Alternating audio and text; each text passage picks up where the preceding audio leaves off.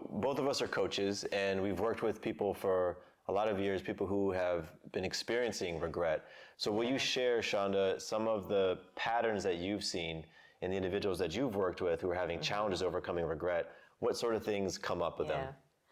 Well, I've seen some really interesting patterns. I'm going to talk about the physical patterns first, because I think that a lot of people miss how the body gives you feedback when you're in regret. Interesting. You know, I mean, there's the obvious ones of sadness, crying, and things like that. But there's a less obvious couple of ones I want to share. One is hip problems. Hips.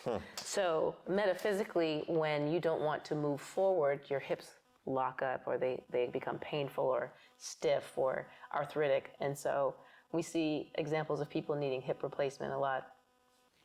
Same thing with the knees. Knees have to do with moving as well, moving forward. And egoic, well, let me say this a different way, because I think egoic is a big word. It's like, what the heck is egoic? So let me say it this way.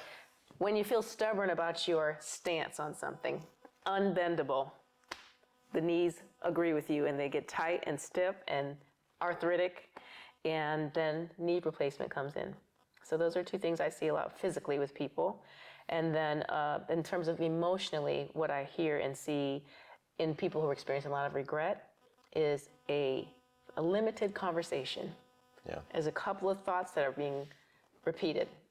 I could bring up a whole different topic and it still comes back to that one or two. Bring it back. Yes. Yeah. And it just, whew. So I have a lot of compassion because I understand it's a habit. And like any habit, when you're addicted to doing that thing, you're just going to do it.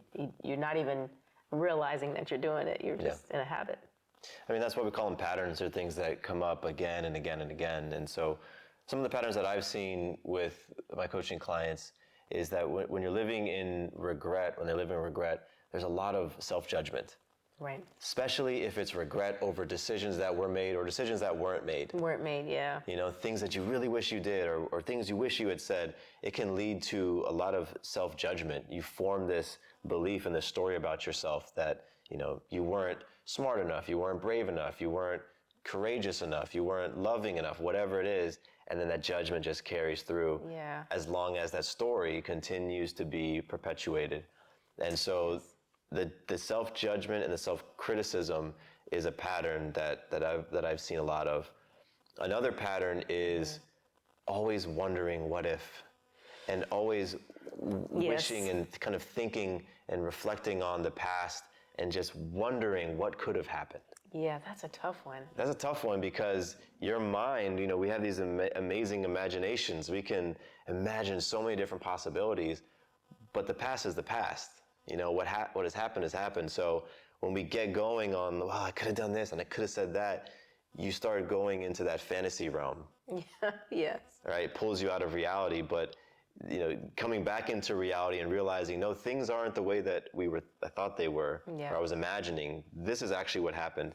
That can be so jarring when you get brought right back down to reality. And that's what happens when people keep telling their story. Yeah. They shift some of it to justify staying in it, you know, and to oftentimes vilify whoever the person was that's in the story with them and make themselves look more victorious, if you will.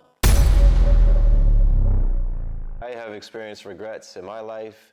I have done that whole thing of create a different scenario. Like I remember in high school being afraid of going out for the varsity team. And so after I made that choice to not go out for the varsity team due to the fear, I had regrets.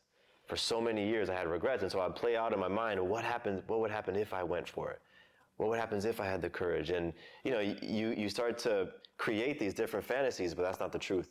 And so I really get it when we have those deep regrets, how those emotions can just trap you.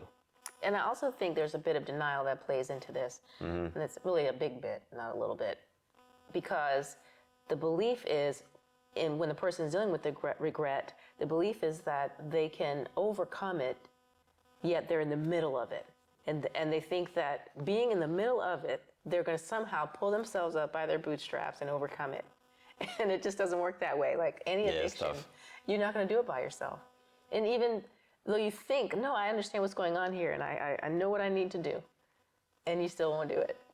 So that segues us nicely into talking about how do you help your clients, and actually how do you help yourself Yeah, great question. overcome regret when you're feeling those emotions, and how do you help your clients overcome regret?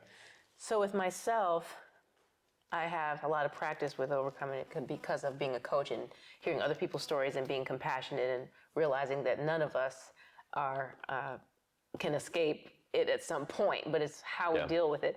So for myself, I go deeply into gratitude as quickly as I can. Like, oh man, I wish this, I wish that, dang on it. Whew. Well, I'm grateful I have my health. I'm grateful that I'm safe. I'm grateful that, and I just go down the list of whatever I can think of, just grabbing for anything as a tool to be grateful for. And it's very intentional. It doesn't even mean that I feel great when I'm doing it. Yeah. But in the process of expressing gratitude, I start to feel that uptick in my energy. So that is definitely one thing I tell my clients: express gratitude for your life. Look at what you have. Focus on what is now. Be aware when you're telling your story. That's a big one. That's a hard one for people because it's so real. It's like their whole existence. At the same time, you can tell when you're telling your story because your power goes down. You just feel like that feeling that takes your joy away. Another thing is get around people who are going to remind you when you're telling your story, so that even when you're not aware as you're doing it, hey, whoop, there it is. Stop. Let's regroup. Let's tell a new story. Let's interrupt this. Hey, how was such and such today? And just break the pattern that way. And sometimes people don't like that because they love their story. They do, and creating awareness around your story is what can help you break the pattern of being in it. So I get it that you get attached to your story, but for the individual who truly wants to move forward, it's so important to become aware of when you're living in your story.